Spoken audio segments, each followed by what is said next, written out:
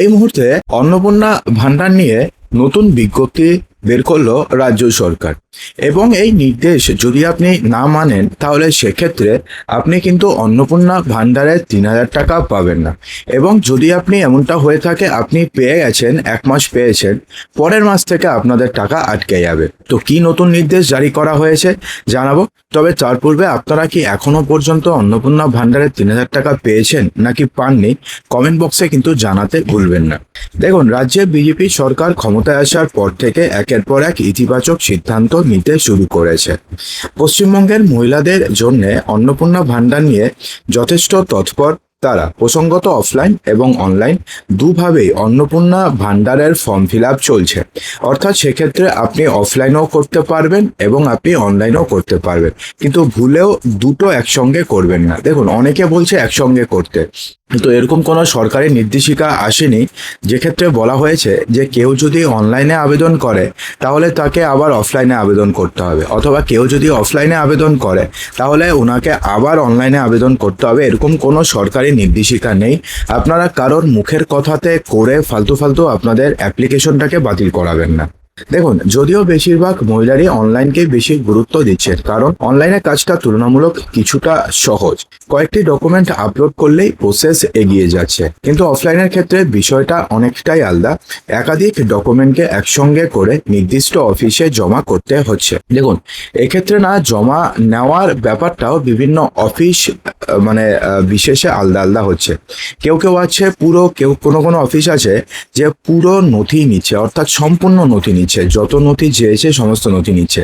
এবং কোনো অফিস রয়েছে যেখানে তারা অত নথি নিচ্ছে না, শুধুমাত্র যিনি বেনিফিশিয়ারি রয়েছেন তার নথি নিচ্ছে।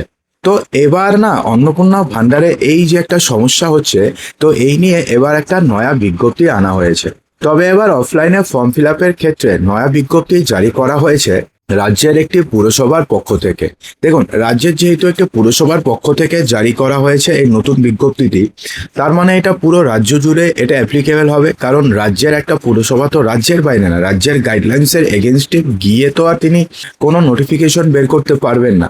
তো সেক্ষেত্রে কি বলা হয়েছে সেই বিজ্ঞপ্তিতে, দেখুন, জানা যাচ্ছে যে হুগলির চুঁচুড়া পুরসভার পক্ষ থেকে একটি নির্দেশ দেওয়া হয়েছে। যে সমস্ত মহিলারা গত 3 জুনের মধ্যে অন্নপূর্ণা যোজনার জন্য আবেদন জানিয়েছেন তাদের জন্যই এই নির্দেশিকা।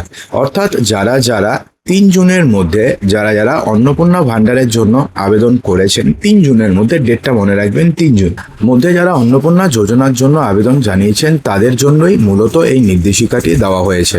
উল্লেখ্য, চুঁচুড়া পুরসভার বিভিন্ন ওয়ার্ডের একাধিক পরিবার ফর্ম ফিল আপ করেছে। জানা যাচ্ছে যে আবেদনের সঙ্গে আবেদনকারীর আধার কার্ড, ভোটার কার্ড এবং ব্যাংক অ্যাকাউন্টের তথ্য জমা দিতে হয়েছে। অর্থাৎ যখন আবেদনকারী জমা দিয়েছেন তখন তো সেক্ষেত্রে সমস্ত পুরসভাতে এটা দিতে হয়েছে। যিনি আবেদনকারী রয়েছেন, অর্থাৎ যিনি বেনিফিশিয়ারি রয়েছেন, ওনার আধার কার্ড, ভোটার কার্ড এবং ব্যাংক অ্যাকাউন্টের তথ্য সেই সমস্ত কিছু জমা দিতে হয়েছে। তবে পুরসভার নয়া নির্দেশিকা অনুযায়ী সংশ্লিষ্ট পরিবারের সমস্ত সদস্যদেরই আধার কার্ড, সমস্ত সদস্যদেরই ভোটার কার্ড এবং রেশন কার্ডের তথ্য জমা দেওয়া এবার বাধ্যতামূলক করেছে। দেখুন, 3 তারিখের আগে যারা জমা করেছেন এবং যারা শুধুমাত্র নিজের তথ্য জমা করেছেন, অর্থাৎ যিনি বেনিফিশিয়ারি, অর্থাৎ যার অ্যাকাউন্টে টাকা ঢুকবে শুধুমাত্র ওনার তথ্য জমা করেছে, তো সেই সমস্ত মহিলাদের বলা হয়েছে তারা শুধুমাত্র নিজের তথ্য নয়, পরিবারের প্রতিটি মেম্বারের আধার কার্ড, ভোটার কার্ড এবং রেশন কার্ডের সমস্ত তথ্য জমা দেওয়া বাধ্যতামূলক। দেখুন, পুরসভা থেকে এক্স্যাক্টলি কি নির্দেশ এসছে। যারা 3 জনের মধ্যে আবেদন জানিয়েছেন অন্নপূর্ণা ভান্ডারের জন্য, তাদের পরিবারের প্রত্যেক সদস্যের ব্যক্তিগত ডকুমেন্টের ফটোকপি পুনরায় জমা দিতে হবে, চুঁচুড়া পুরসভার তরফে জানানো হয়েছে।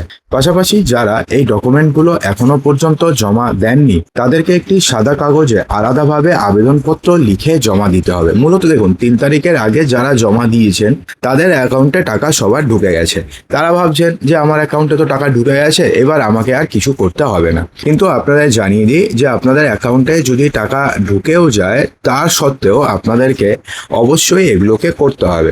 বলা হয়েছে যে একটি কাগজে আলাদাভাবে আবেদনপত্র লিখে জমা দিতে হবে। সেখানে থাকবে পরিবারের প্রধান ব্যক্তির নাম, যিনি এই প্রকল্পের সুবিধা নেবেন তথা সুবিধাভোগীর নাম, ওয়ার্ড নম্বর এবং আগে জমা দেওয়া আবেদনপত্রে থাকা ফোন নম্বরটি, অর্থাৎ আগে আবেদনপত্রে আপনি যে ফোন নম্বরটি দিয়েছেন সেই ফোন নম্বরটি সেই যে সাদা কাগজে একটা অ্যাপ্লিকেশন লিখতে হবে সেখানে আপনাকে লিখতে হবে। এই সমস্ত বিষয়গুলোকে আপনাকে উল্লেখ করতে হবে। আর এই তথ্যগুলো সরাসরি পুরসভা হুগলির চুঁচুড়া পুরসভা অফিসে জমা দেওয়ার কথা জানানো হয়েছে। এক্ষেত্রে বলে রাখা ভালো যে নির্দিষ্ট সময়ের মধ্যে ডকুমেন্ট জমা না দিলে পুরো আবেদনপত্রটি আপনাদের বাতিল হয়ে যেতে পারে। তবে অন্য রাজ্যে পুরসভার তরফ থেকে এরকম কোনো নির্দেশ এখনো পর্যন্ত আসেনি, এটা ঠিক। কিন্তু যেহেতু হুগলির পুরসভা চুঁচুড়া পুরসভা থেকে এই নির্দেশটি এসছে, তো সেক্ষেত্রে এটা মেনে নেওয়া যায় যে পশ্চিমবঙ্গে প্রায় প্রত্যেকটি পুরসভা হয়তো আজকে না হলে কালকে এই নির্দেশটিকে ফলো করবে, অথবা তারাও এই নির্দেশিকাটি তারা জারি করে দেবে। এখন দেখুন না, এখানে একটা প্রশ্ন রয়েছে যে যারা যারা 3 তারিখের আগে জমা দিয়েছেন তাদের ক্ষেত্রেই কেন শুধুমাত্র এই নির্দেশিকাটি আসলো, যারা 3 তারিখের পরে জমা দিয়েছেন তাদের ক্ষেত্রে কেন আসলো না? দেখুন, 3 তারিখের আগে যারা যারা জমা দিয়েছেন তাদের অ্যাকাউন্টে প্রায় প্রত্যেকের অ্যাকাউন্টে টাকা কিন্তু ক্রেডিট হয়ে গেছে। তো যেহেতু ওনাদের অ্যাকাউন্টে টাকা ক্রেডিট হয়ে গেছে, তো সেহেতু কি হয়েছে, সেহেতু ওনারা ভাবছেন যে আমাদের তো অ্যাকাউন্টে টাকা ক্রেডিট হয়ে গেছে, তো আমাদের আর বিশেষ কিছু দেওয়ার হয়তো প্রয়োজন পড়বে না, তো ওনারা ওরকমভাবে রয়েছেন। কিন্তু তারা কি হয়েছে, তারা শুধুমাত্র নিজেদের আধার কার্ড, ভোটার কার্ড এবং প্যান কার্ড এবং ব্যাংক অ্যাকাউন্টের ডিটেলস জমা দিয়েছেন। তিনি পরিবারের আর কারোর ডিটেলস জমা দেননি, কারণ তখন মাত্র ফর্ম ফিল আপটি শুরু হয়েছে। কারোর কাছে কোনো নোটিফিকেশন ছিল না বা প্রপার গাইডলাইন্স ছিল না। গাইডলাইন্সগুলো আস্তে আস্তে দিনে দিনে কিছু কিছু পরিবর্তন হচ্ছে।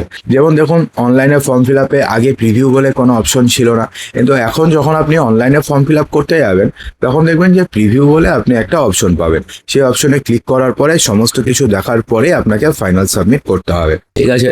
অর্থাৎ সেগুলো নতুন নতুন কিছু আপডেট হচ্ছে। তো সে কারণে এবার হুগলির চুঁচুড়া পুরসভা এই নির্দেশিকাটি দিয়েছে যে ক্ষেত্রে যারা যারা এখনো পর্যন্ত শুধুমাত্র নিজেদের ডকুমেন্টস ছাড়া আর কারোর ডকুমেন্টস জমা দেননি তাদেরকে পরিবারের প্রত্যেক সদস্যের Aadhaar card, voter card, PAN card, ration কার্ডের সমস্ত তথ্য জমা দিতে হবে, ঠিক আছে?